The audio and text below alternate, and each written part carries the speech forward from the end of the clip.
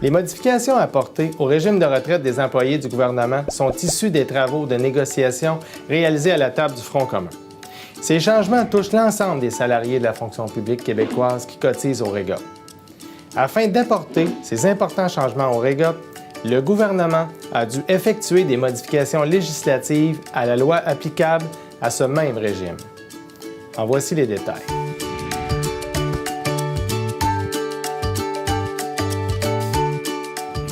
Le premier sujet qui touche l'ensemble des participants au REGOP, dont le dernier jour travaillé sera le 1er juillet 2019 ou après, concerne l'âge d'admissibilité à une pension sans réduction.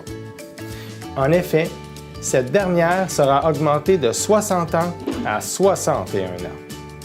À la même date, un nouveau critère d'admissibilité à une pension sans réduction a été ajouté. Si le participant est âgé d'au moins 60 ans d'âge, l'âge et les années de service doivent totaliser 90. Ce qui est important de retenir ici concerne le maintien ou la sauvegarde du critère de l'âge, soit 60 ans avec nécessité, toutefois, d'avoir 30 années de service. L'admissibilité à une retraite sans réduction pour une personne participante qui cumule 35 années de service, peu importe son âge, demeure inchangée.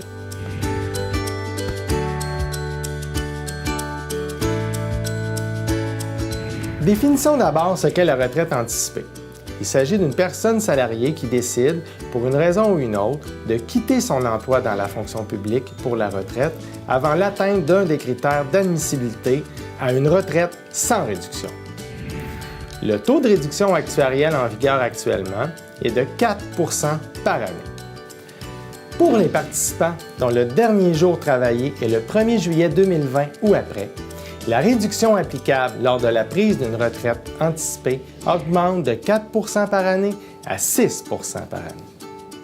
Selon les calculs actuariels, ce nouveau taux représente mieux la réalité du coût réel à un départ anticipé. En bas de ce taux, les autres participants se trouvaient à subventionner les départs anticipés à la retraite. Rappelons que la réduction fut de 6 % en 1996. Elle avait alors été abaissée à la demande du gouvernement en place afin de favoriser son programme de départ à la retraite de milliers de salariés de l'État.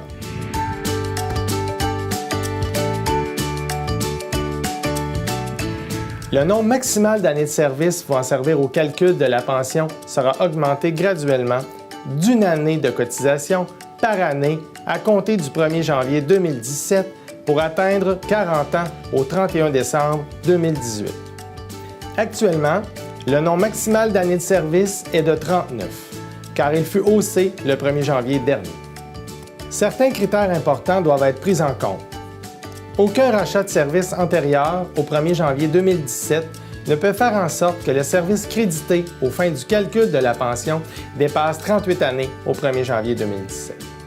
Une notion importante à retenir, la coordination avec le régime de rente du Québec ne s'applique pas à la partie de la rente correspondant aux années de service après 35 années, ce qui permet de considérer une somme additionnelle au moment de la retraite.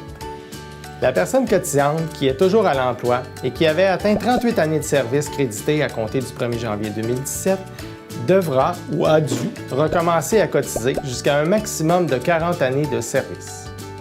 En conclusion, le régime de retraite accorde un soutien financier bonifié pour les travailleurs qui souhaitent continuer à œuvrer au sein de la fonction publique au-delà des 35 années requises.